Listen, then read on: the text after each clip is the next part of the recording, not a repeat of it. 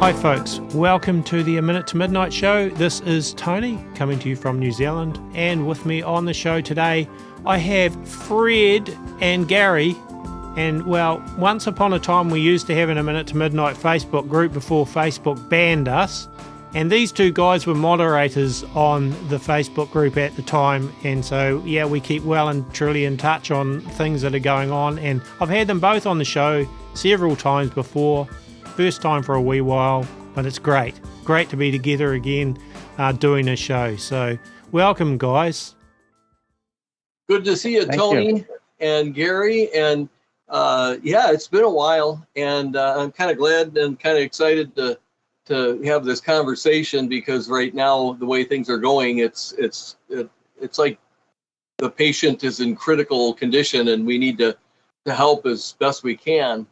And it's well, like our temperature here, your temperature, we were talking about temperature, and that was a little cooler by you, Tony, but here we're experiencing a really big heat wave in Tennessee. And Gary, what do you have up there? You're in Montana, right? Yeah. Okay. Yeah, we have. We just got through a pretty rainy spell here. I'm in Great Falls, where Malmstrom Air Force Base is, which is where I work. And in Yellowstone, that's, in part of Montana. Just had all that flooding down there. Several cities just really flooded out. And Yellowstone is closed permanently. I mean, for a long time. I mean, it could be a long, long time because of the flooding. But right now, today, it's first day of summer here, and 77, 78. It's beautiful right now. No, that's a great temperature. Well, we're in early winter here, and, well, it's, compared to parts of New Zealand even, and certainly a winter over there, it's not too bad. I think at the moment we were a little above freezing first thing this morning, and now it's up to, well, we do Celsius here, but it would be about probably 9 or 10 degrees at the moment, so high 40s, maybe hitting 50. But some parts of the South Island, I noticed this morning, the coldest place was minus 10 Celsius, which is, I am not exactly sure what that is Fahrenheit. It's pretty cold anyway. So like 20 degrees or something. Yeah. No, minus 10. Yeah, probably lower than that, I think. It's probably about, minus 10, probably 14 or something like that. Anyway. But, so we're winter, you guys are summer, quite different. I think I'd rather not be in the 90-degree plus temperatures that much of America's supposed to be getting, but 77 or 78 that you've got there, Gary, that sounds like a dream temperature for me. It is, yeah. Yeah. So, We've been getting that in the middle of the night when it's supposed to be like in the 50s and 60s. We're in the 70s and 80s at like 2, 3 a.m.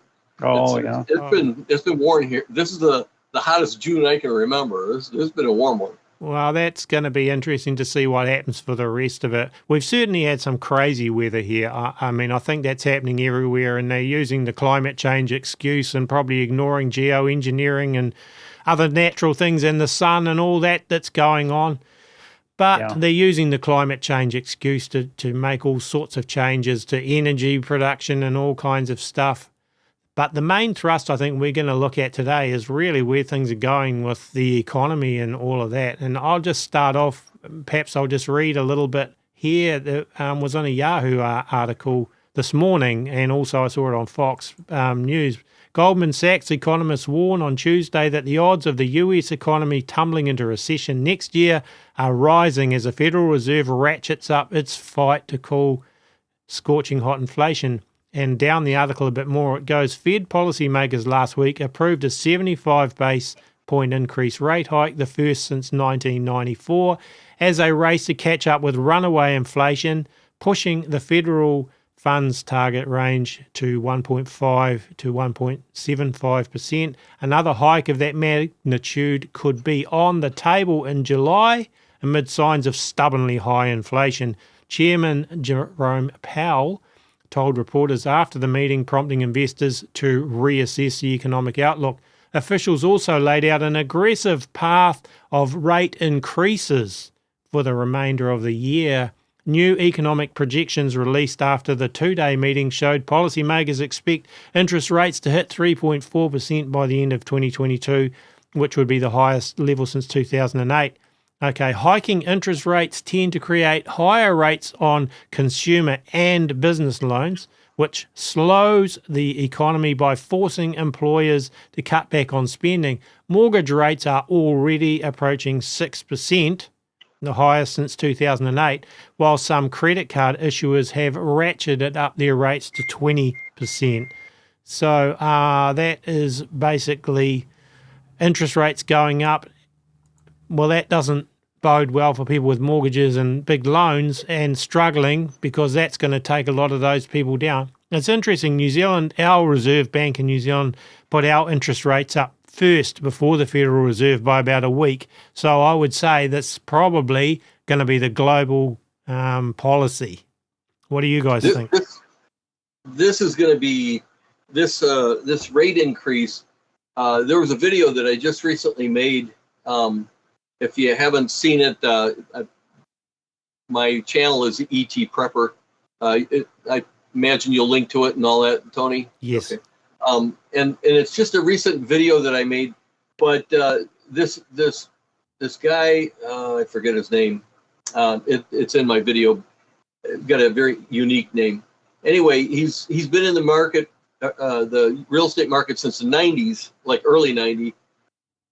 And then he talks about, here's one of the problems that is coming. So back in 1990, the standard underwriting guidelines for the front end and back end ratio is 28 to 36% of your monthly income. So $100,000 a year qualifies for $23.33 a month of the principal, interest, taxes, and stuff. And assuming $400 a month in taxes, that's $19.33 per month per mortgage payment, qualifies a person for a mortgage of $225,000. That's at 9.75% back then. Well, then move the clock to 2021, a 3% mortgage, which means, there's my kid, which means $100,000 in income qualifies you for $458,000. And so as a result of that, there's Gary. We've got Gary Combs joined. Are we actually, are you recording now? Yeah, I am. We're live. Hi, Gary. That's great. That's great that you've been able with to join. video? Yeah. Yes. Yeah.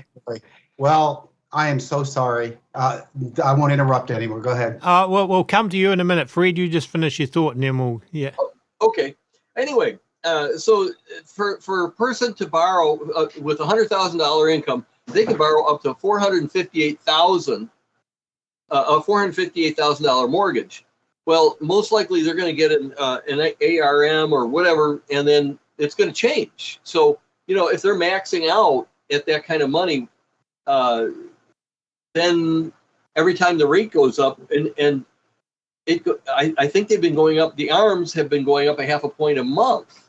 It depends on the arrangement made, but so the thing is that was last month or whatever, the 2021 30-year fixed. Well, now the same 30-year fixed, your borrowing power is $305,000, and there's a lot of people out there in the market with $100,000 income, and so those houses, those $300,000, $400,000, $500,000 houses are really going to take a hit as a result of that little increase, the 3.5% in the last year. So that's going to really put a ripple in the market. And so, like you were saying, Tony, that with the rates going up, it's going to affect people like soon.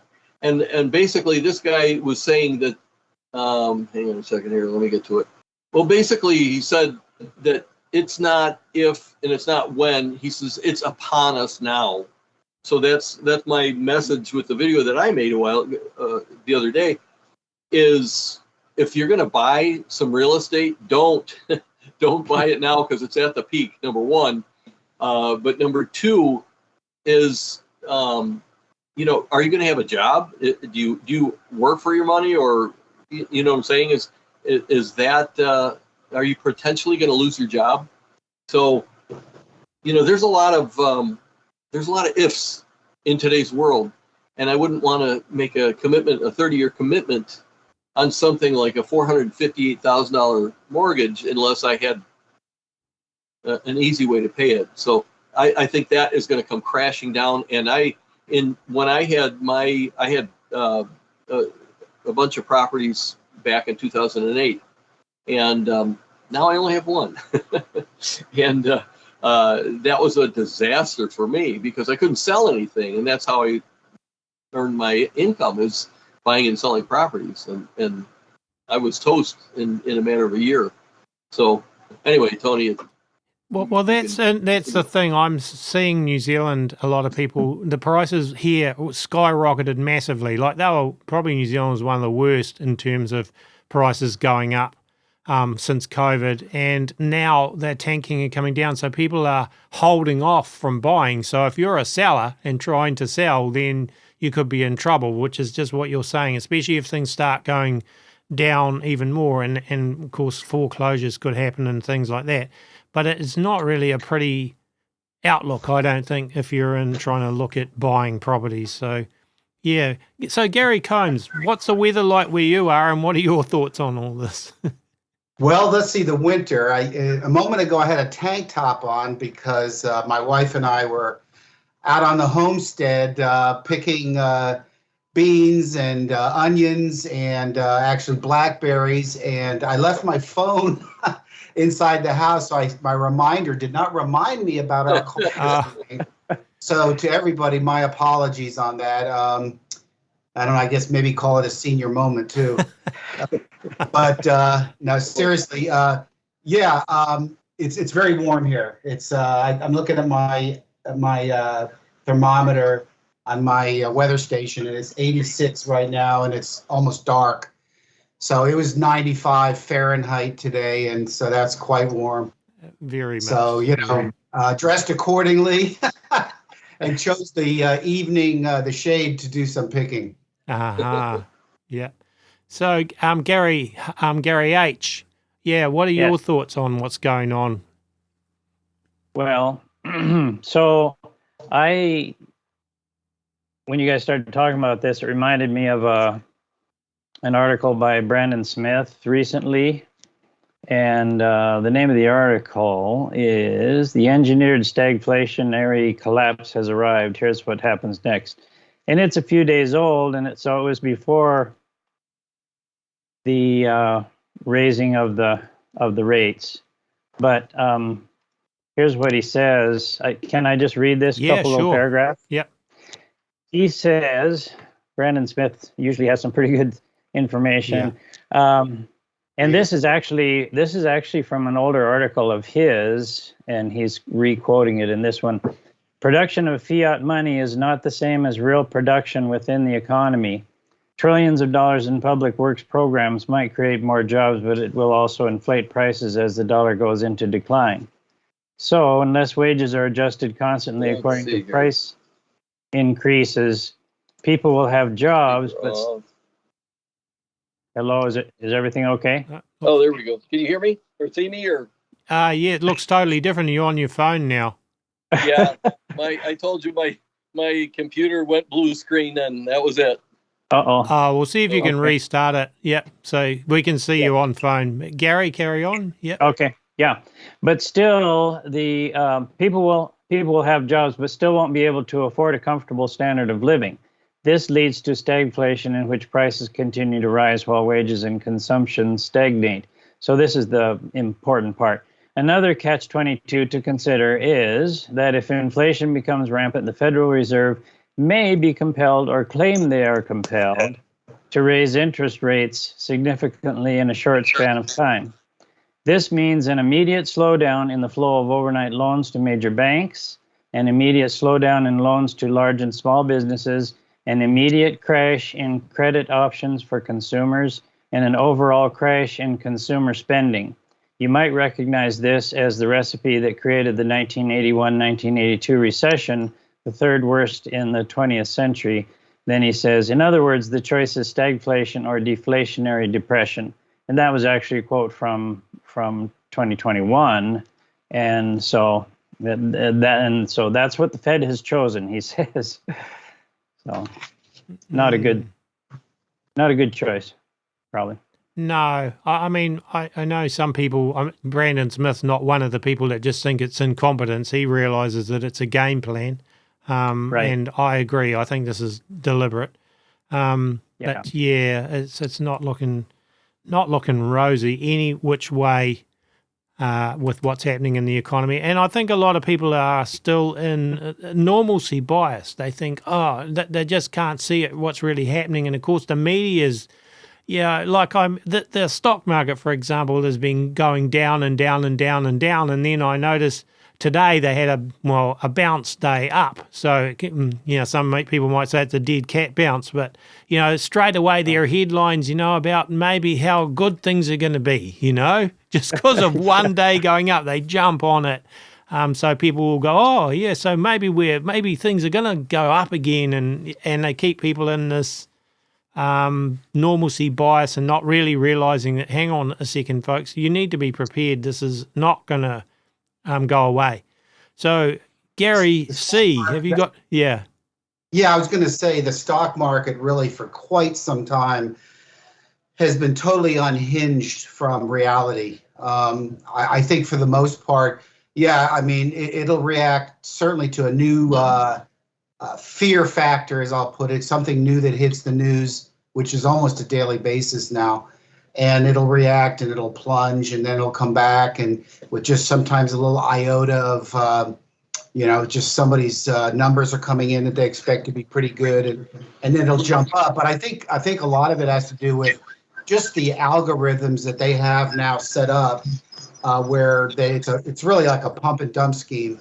It's really day trading on steroids, and it was up in the deep green today. And it makes no sense. I mean, nothing has changed in the last few days, the last week.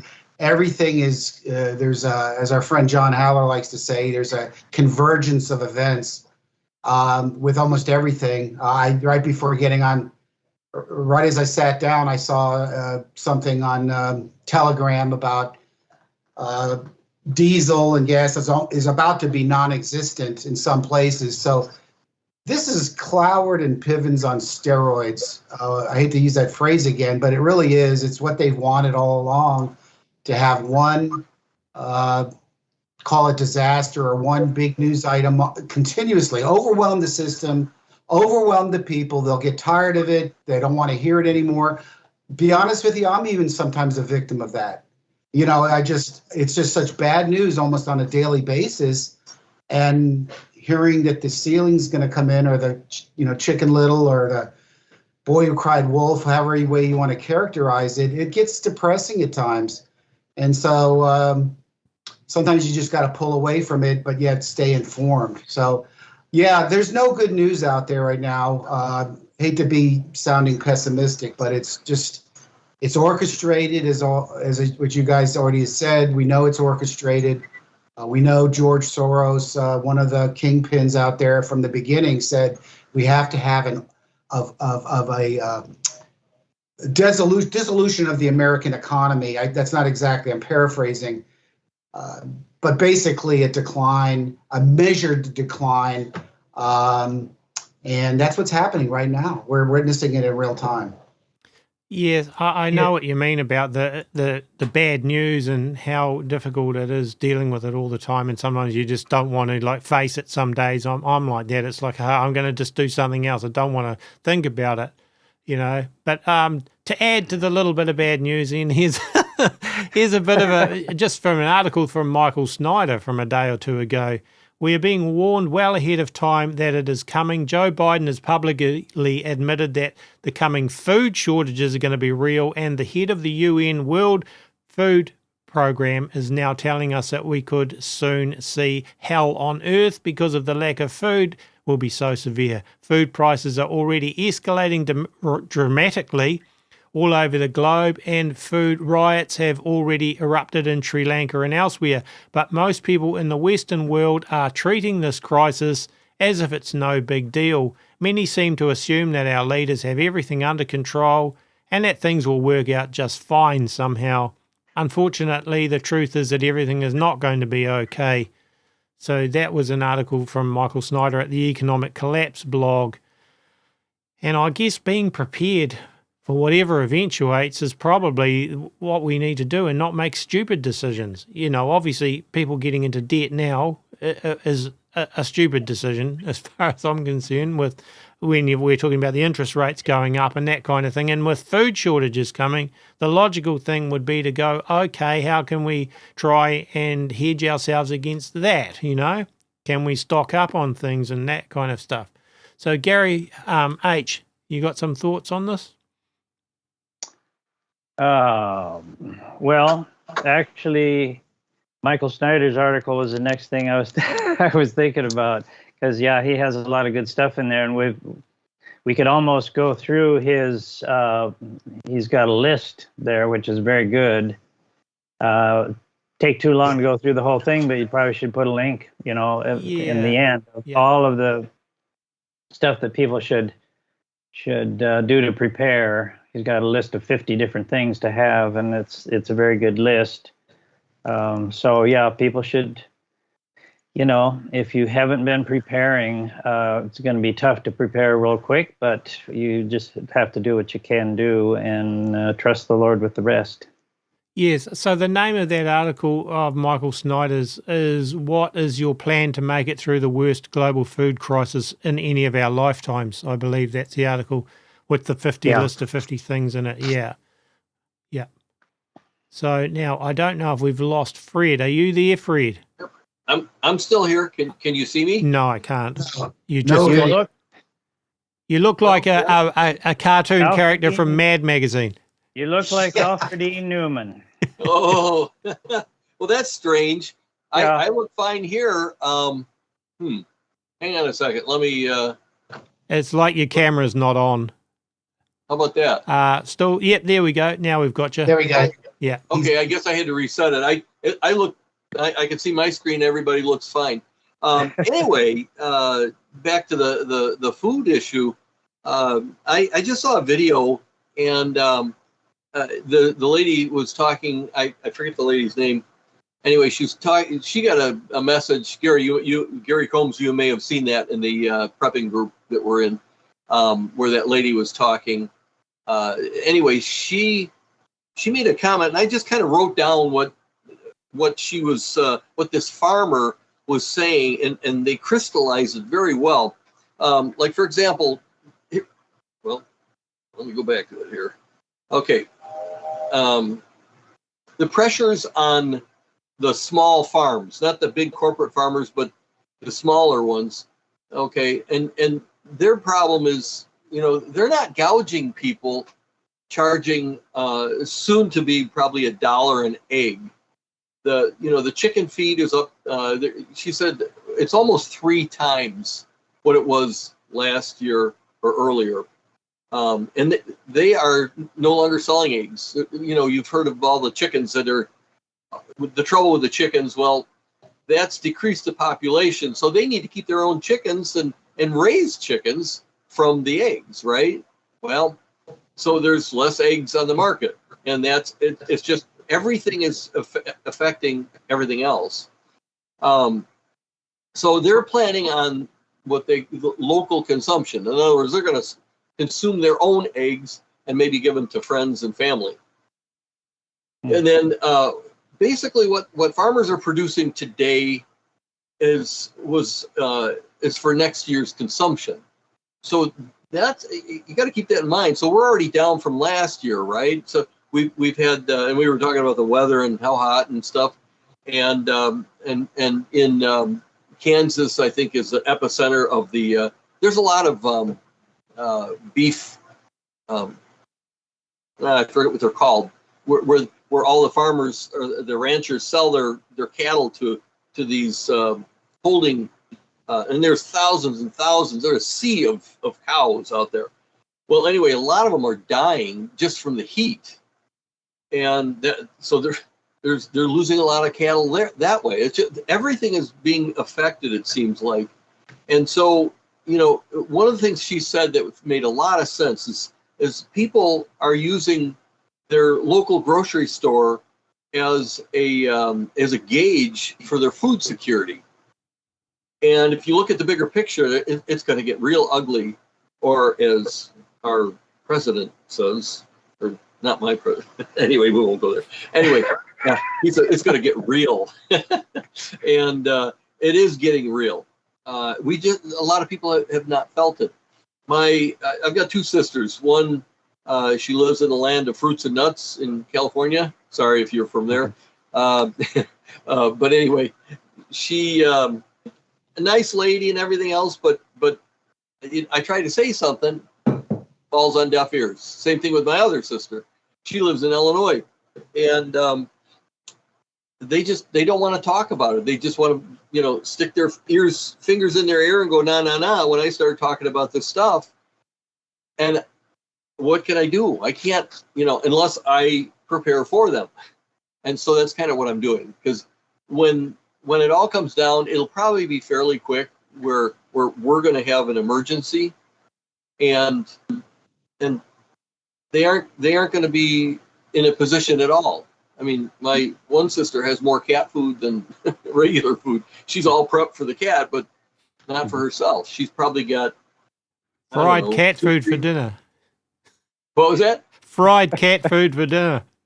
Yeah, there you go. Better than Spam. Yeah, I've got some of that. But anyway, that they're not ready for, no matter what situation you're ever in an emergency situation, what makes it an emergency? Well, a lot of things are happening very quickly, right? Well, what I'm doing by preparing, by having extra food, extra everything, is giving myself more time in an emergency to make a better decision, instead of like having to slit my wrist to take care of this or that. In other words, you're causing yourself harm, but you need to have it, whatever that is, some sort of food or whatever. Well, if I've got it, I don't have to make that decision right away. You know what I'm saying? Yeah. That kind of stuff is that's what we're doing. We're trying to avoid an emergency situation where we can be calm and not be stressed. And by the way, the food I've invested in, that's gone up quite a bit. I've my investments, doing very well, unfortunately. But you can look at it that way as well. If you're preparing, well, you've socked away some cases of ravioli or whatever you like, and it's only going to go up in the near future. So, well, let's just, a lot of the food that's on the shelves, it was stuff that was grown or produced a year ago. It's like not straight now. So it's going to flow down, that the shortages are going to come when this stuff runs out. And here's just an example. Say a farmer that has to have livestock on the land, and they normally fertilize the land to get the grass growing, right? So, you got to have water in there, but generally they're using fertilizer. So now fertilizer is harder to get and it's more expensive. So that if they want to get someone to come and spread the fertilizer, then that person says, well, the fertilizer is going to cost you more, but also diesel's gone up, so I've got to put my price up for my spreading time because the cost of diesel's gone up. So you've got a cost of diesel increase and a cost of fertilizer increase. And so that has to be passed on to the consumer one way or another. Or that either that or a lot of farmers are going, well, we can't afford to do it this year, so we'll grow less crops. So you see what I'm saying? What's happening is this is only going to exacerbate further down the track. Exactly. And so being prepared now before it gets to that point makes sense. Gary C. Yeah, well, in listening to all of that, everybody, they did this in World War II in the United States, where people got they were encouraged at that time by the government to grow victory gardens. And everybody, I say everybody, most people, they got on board with that. We need to do that again. I mean, I enjoy gardening, to some degree as a hobby, and I've always enjoyed having, growing some of my own food. Realistically, it kind of blows me away of how much you would have to plant to have enough just for your family. And this is probably about the 8th year now that I've had since living where I live now with some acreage, where I've had a fairly large garden. And I'll tell you, it's hard work. It's very rewarding, but it is hard work, especially in these hot days. But the volume that you have to grow was really a lot.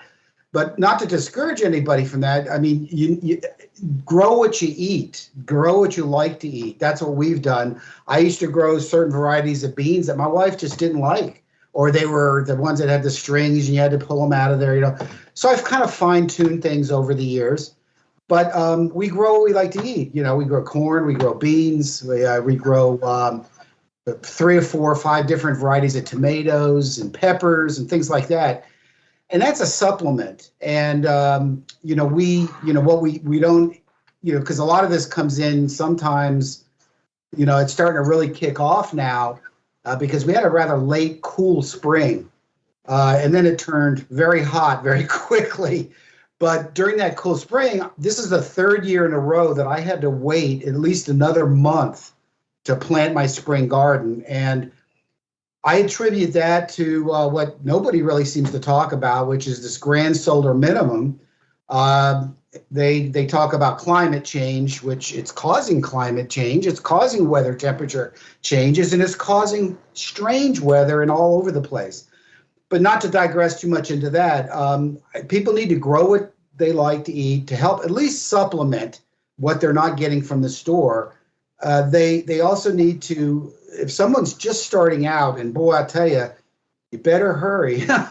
But you need to, I think, canned goods and rice and beans, canned meats, whatever you can get in that area, they're going to last. First of all, if this does still get kicked down the road for a while, I'm not so sure we're in that place right now. I think it's more imminent than it's ever been, but I've been wrong on my timing before, so I will not be a date setter on this.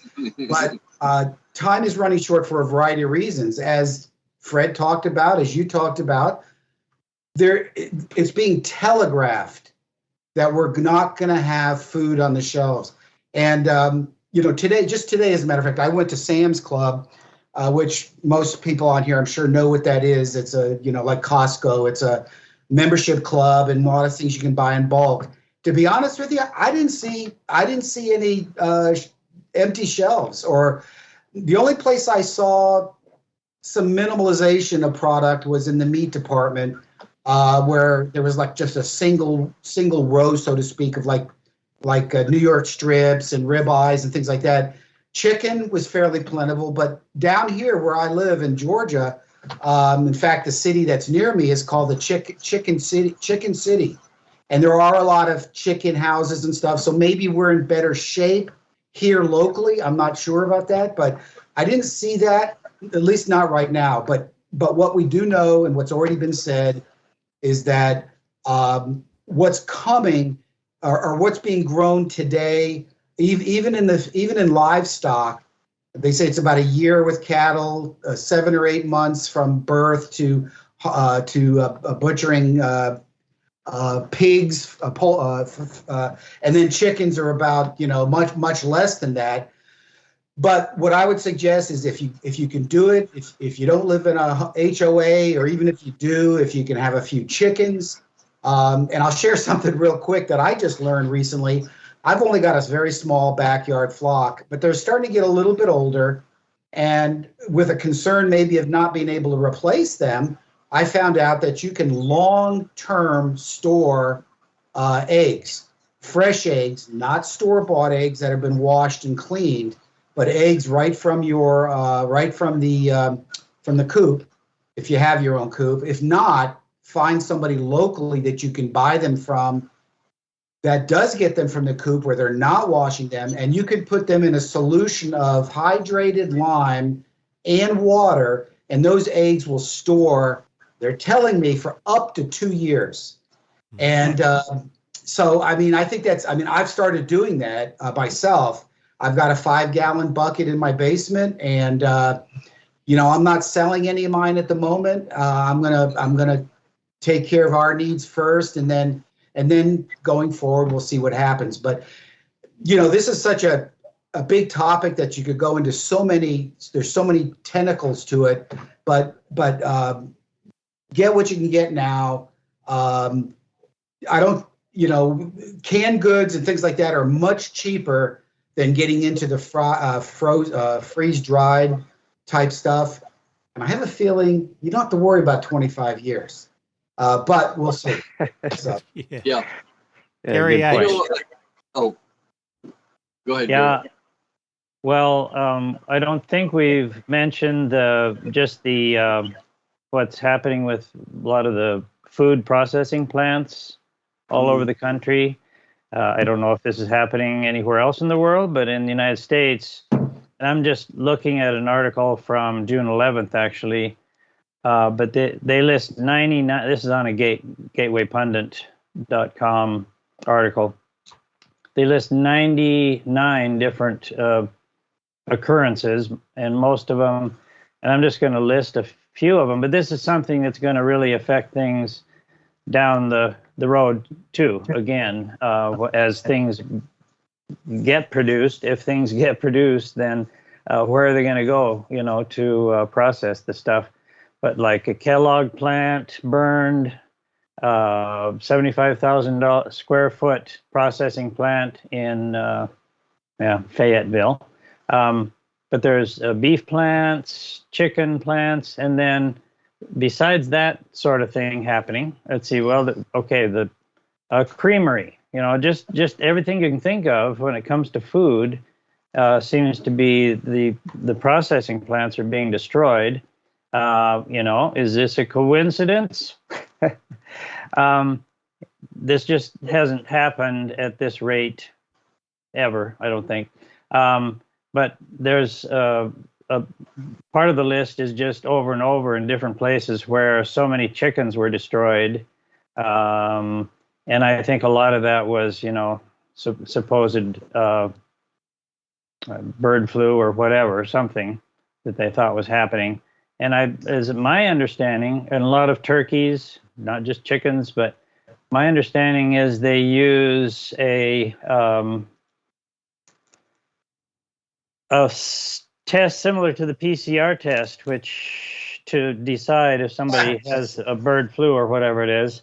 So, they can manipulate that any way they want to and kill thousands and thousands. And, it's adding up to millions of birds, chickens that we won't have on our shelves next year. Not good. Yeah, the word is that we'll see if that happens or not, that eggs are supposed to be potentially $1 a piece or $12 for a dozen US come the end of the year. I noticed, I was looking at prices here locally. They've gone up, but not dramatically yet. I did see some eggs that were close to $3, $2.50 to $3 for a dozen here in Northeast Georgia. But I've seen posts from other states up north that they've seen them as high as $5 and $6 a dozen. So that's beginning to change, and yep, it's not a good picture. No. Fred, you got any thoughts there? Yeah, Gary, you Combs, you had talked about you were in the big box store, and one thing that came to mind is, I'm not sure where I read it, but in moving forward, they're going to be manufacturers and government and whoever they are going to be favoring the big box stores or the large corporations over the medium to small guys. So the small guys, if you go into like a smaller hardware store or a smaller home center type store, they may not have the stock that the big box store has because they don't have the cloud. And it seems like that may be happening now. with some of the stores. So we'll see going down the road. It's a challenging thing. If I owned a car dealership, I've just been looking at. I just went on a long trip, and I've been looking at driving by all these dealerships that are empty. Right. And, their job is to sell cars, and they don't have any cars to sell. And that's still. I think when they get them in, they sell right away, and get more than sticker for them. Yeah. And if I could, hey, well, before the thought flies through my head, when you mentioned the big box stores, I read something today, kind of skimmed it. I don't know the detail, but Walmart's been working with the government all along with facial recognition software. I mean, I don't know if you noticed when you go to all the new registers now, if you're looking closely, you see your own image up in the upper right corner of the screen. And this is just a theory of mine, is that, they drive this, like what they did through the whole COVID pandemic, to drive small businesses out, drive them out of business, to drive people to the big box stores. One, you're already starting to condition people that's where you're going to go to get anything. That's where you'll find what you need, or mostly what you'll need. And then we can keep tabs on you better doing that. And we saw that they determined who was essential and who wasn't during that whole period. And there's, of course, lots of talk that by this fall, that's going to be coming back again. So I think the big box stores, and with the ESG scoring, the environmental, social, and governance, the scoring, they're to get favorable tax incentives to frankly do business. They've got to have that high score, or decent score. If they're saying things against the powers that be, and they're going to get a lower score. And on that same subject, Mike Lindell, my pillow guy, was just tossed from Walmart, and he does $20 million in business with them yearly. So when he was in the meeting with the CEO and the different players there with Walmart, they finally just told him, I'm sorry, we're going to have to cut ties with you. And he was like flabbergasted. Why? I mean, we're doing a great business. And basically said, your ESG score is too low. Wow. And so that's why they cut him loose. At least that's the reasoning they used. I think it's accurate because it fits the paradigm of where this is all going. Social credit scores on individuals, ESG scores on business, and the control. It's the beginning of that beast system, and it's coming into full bloom. And that's how they're going to be controlling the buying and the selling and the coming and the going.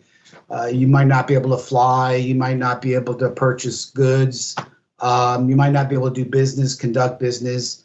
So that's that. Anyway, sorry, Fred. I didn't mean to take from your time, but that I wanted to get that out because it's just something that's really not many people know about. I mean, I was with 6 friends of mine the other night. We get together twice a year.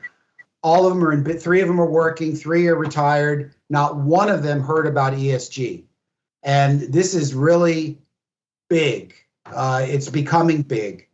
And it's going to be controlling all the corporations out there. It's already begun, and that's all part of climate change too, of course. Yeah. The other thing is, everywhere you've got these self-checkouts in stores, and the big stores, so they don't need so many staff because everyone, trying to push people to go through self-checkouts more and more, though I avoid them and try and use checkout operators. But the other thing is Sam's Club is now experimenting with using more and more driverless trucks to transport their goods, so they don't need drivers anymore. That's as well. Scary. But I mean, it'd be quite frightening being on the road and striking a truck without a driver in it. I wouldn't be trusting algorithms to drive a truck, but this is where it's all going. This is what they're trying to do more and more. So squeezing people out. Yeah, and of course that's all hinged on 5G being ubiquitous in every single market. I mean, they're getting close. I remember I have a brother-in-law in Pennsylvania that 3 or 4 years ago, at least, they were using Pittsburgh as a test ground for the driverless cars. He saw them driving around. Now, he saw somebody in the passenger seat, and there was this big thing on the roof of the car, some big dome type thing that was communicating, I guess, with the mothership. But anyway, so I mean, it's just sitting there waiting to be going full blown. And Fred, back to what you talked about, empty car lots. You know, about 6 months ago, I went to look to maybe possibly trade in my old truck. I got sticker shock and kind of quickly decided not to. But what did I do when I went to Ford and looked up the F1? On the homepage, it was a Ford F-150, an electric truck. And so I think, once again, theory of where everything's going is that I think they are purposely making sure they cannot roll out and sell many more combustion engines in vehicles. I think that's part of the plan too. So there's just so many things happening at the same time. It's really kind of mind-blowing to stay on top of it all. Well, if you think about it, the electric vehicles, they're all advanced and they all have cameras and all sorts of things. And didn't they turn off all the Teslas in Russia or something like that? I mean, just flip the switch and now your car doesn't work. Well, that makes you wonder, you know, if your score isn't high enough, you don't get to drive today, you know, and it just, I like my old cars. Yeah. You know, they don't get the great gas mileage and all that good stuff, but they keep going. And yeah. And it you have to drive them. You know, it's not automatic everything, and that's our desire for convenience and comfort and everything else is coming at a price. It used to be, you know, part of the market, but I think it's now, if you want to have that comfort and convenience, there's a little thread that's attached there, and they may pull that one day and shut you off or use it as control. And you had mentioned, Gary, about your friends, some are retired and all that, and they're collecting a pension probably, and they're probably collecting Social Security. And if they're doing that, that's a tremendous amount of leverage that the government or somebody can have over them to have them do what they want them to do.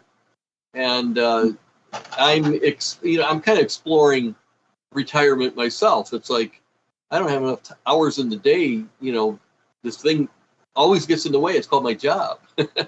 And so, you know, the trick is to learn how to function on less and have a good retirement. Well, I'm just exploring that right now. I'm at the minimum age, and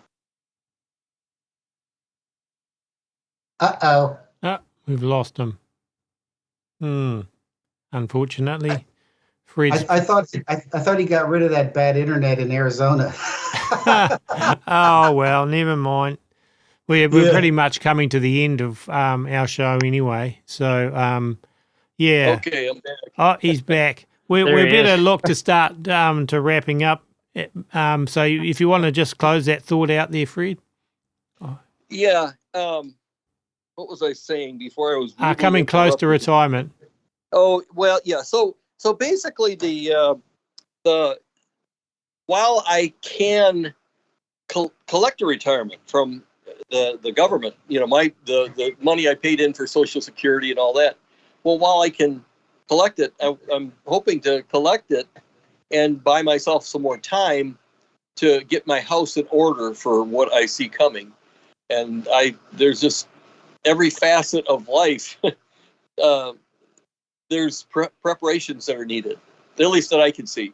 And I'd encourage everybody to really think about that. There's in every facet of what, you know, well, here, try this. Shut the power off in your house and see how many seconds it takes before you're reaching for a switch or something that consumes power. And that's, if you think about it like that, everything that we're experiencing comes by truck or rail or, diesel and all that. And so, I think Gary Combs, you said that, get what you can now. And we need to do that as best we can. And so that's my 2 cents worth, I guess. Okay, cool. Yeah, Gary H., have you got any closing thoughts? Well, speaking personally, we live in town, and we probably aren't going to be able to move or sell and buy something else right soon, the way things are. And we like where we live, but we were thinking about, okay, so if we sold and we rented or bought something else, number one, we probably couldn't afford it. Renting is going way up. So we're doing much better just staying where we are, right in the middle of town. Hopefully we'll be able to help other people when things get worse. And I'm just kind of rambling, but the best thing, we were talking about gardens, and Gary Combs talking about a big garden. Well, all we have room for is I have 2 little square foot gardens in my backyard. So I'm doing the best I can with that, besides the couple shelves full of stuff that I have in my basement. But that's in the end, with whatever we do to prepare, or whether we're living out in the woods off the grid or whatever, we are going to have to trust God and help each other, help hopefully some other friends and family, and especially Christian brothers and sisters that will be able to help you, and you will be able to help too when these times get worse, which they apparently are going to. Yes, I agree. So Gary Combs, you got any final thoughts? Not to go back on all the preparedness items we talked about, but something we didn't talk about, which I think is extremely important, is community, your local community. It's really important to know who your neighbors are. If you don't know them, bake some cookies or something and introduce yourself. And it's really important to know who's around you. It's going to become vitally, in reading and hearing from Selko, who was the guy that got through the balkanization and during the Clinton presidency over Yugoslavia, how they survived as a family unit and some local friends, and then hearing from the other gentleman from Argentina? He gets on with Mac Bracken a lot. I'm trying to think of his name. Fernando. I forget his last name. Aguirre, I believe. Anyway, they all talked about the vital importance in not being a lone wolf, not being the island in the stream, because when things go, even if they don't go full Mad Max, so to speak, but if they get bad enough where people are desperate, you can't stay awake 24/7. You can't have security over your homestead, your home, your apartment, wherever it may be. You cannot do that alone. You need help. You need friends and people you can trust. And yes, I agree wholeheartedly. The number one prep is your spiritual well-being, which is a relationship with Jesus. Because we can, I do believe in preparedness, but he's the number one prep. And that's vital. And so we do the best we can. We still live our life the way we can right now. Jesus said he didn't come to just give us life, but to give us abundant life in this world. And so even though, there's a lot of bad stuff going on right now, there are some good things too. And we need to enjoy life. We need to stay close to our families, love them, pray for them, especially those that are unchurched. and I have some in my family that are, and then leave, like you said, like Gary H said, leave the rest to him. But what do you say?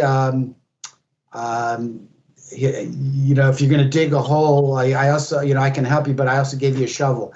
I know I didn't say that correctly, but the Lord doesn't want us to just sit back and do absolutely nothing, So that's what I believe anyway. That's great, guys. And yeah, I think basically, folks, everyone's preparation is going to look different. So you need the relationship with God first and foremost, as Gary Combs just said, and then pray. How does God want you specifically to prepare? Does he want you to move from where you are? Does he want you to stay? What does he want? I mean, that's ultimately it, because you can't paint by numbers. We have to really seek individual guidance as to what to do and how to do it. So, folks, just as I close up, I just want you to remember to subscribe to us at aminutemidnight.com. If you haven't already done so, go to our website and subscribe to us so that you get notified of all videos that we put out on this channel. So that's about it, guys. It's about time to wrap up. So thank you for being on the show with me today. It's been a really interesting discussion. I've thoroughly enjoyed it. Thank you, Tony. Thank you. Yep. Thank you, Tony. Yep. Have a good night, you guys.